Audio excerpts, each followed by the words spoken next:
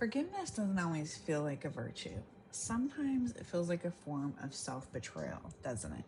If you've ever been told to just let it go before you even got to feel your rage, you are being spiritually bypassed. Today, we reclaim your right to be angry and why forcing peace too early can be a dangerous lie. Welcome back, loves, and welcome if you're new here to the sanctuary. This is a fierce one, and I'm not going to soften it because you've been softened enough. If you've been holding rage where you were told you weren't allowed to feel, this is your permission slip. Let's go. And remember to take what resonates, leave what doesn't, and always use your own discernment. I'm sharing the truth Spirit has shown me, and some of it might push on something. That's okay. Stay with me anyway. We live in a culture obsessed with immediate positivity, good vibes only, high vibes at all costs.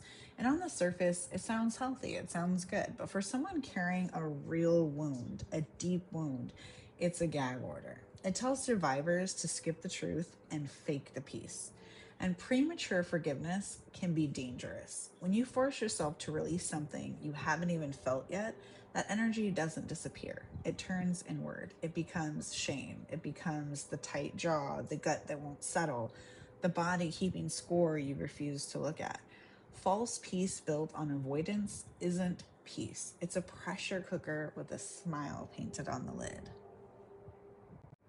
So let's reframe anger completely. Your anger is not a character flaw. It's an alarm system, biological, spiritual, ancient, designed to tell you that a boundary's been crossed.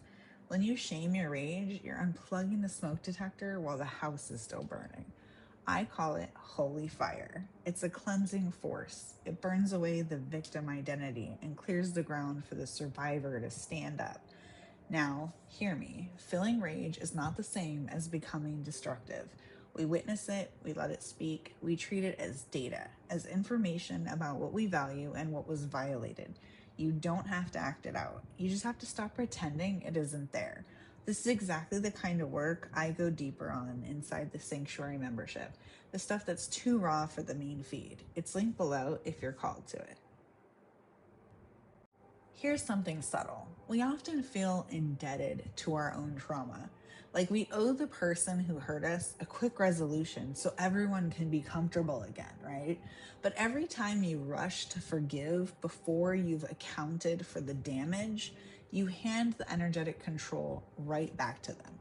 Let me repeat this because this was a huge one for me personally, okay? We feel indebted to our own trauma. Like we owe the person who hurt us a quick resolution so everyone can just be comfortable again. Sometimes we just miss things going back to normal again, right? So you audit it. Honestly, what did this actually cost you? Write it down if you need to. I like writing it down. The time, the trust, the years, the version of yourself you lost. Not to wallow in it, to witness it. You move from external blame to internal accounting. Okay. Do you remember back in the day when we used to, maybe I'm aging myself here, brainstorm on paper, with the little diagrams and the arrows? Do that with your shadow work. It makes all the difference, I'm telling you. And you make sure no part of the experience gets silenced or skipped over just because it's inconvenient for the people around you. And here's the reframe that changes everything. We've been taught the goal is letting go. I want you to swap that for locking the gate. Forgiveness, if it ever comes, is a byproduct of self-protection, not the price of admission to it. That means real enforced boundaries. The cycle of betrayal doesn't get to keep running just because you're the bigger person. True power isn't the ability to forgive, it's the ability to say no to further access before you ever even consider releasing the past. You lock the gate first. Everything else is a conversation you have on your own time, on your own terms.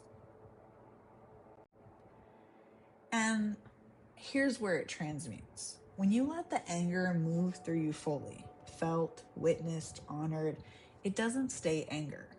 It matures into something steadier, self-governance, clarity, a quiet rooted authority that doesn't need anyone else to apologize for you to be free. Because forgiveness is for you, not for them. Remember that.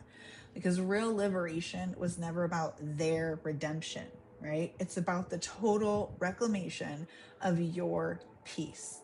And once you're integrated like that, once you've done the honest work instead of the bypass, you become immune. The forgive and forget guilt trips stop working on you. You're not cold, you're not bitter, you're sovereign. And no one can manipulate a person who has nothing left unfelt for them to exploit.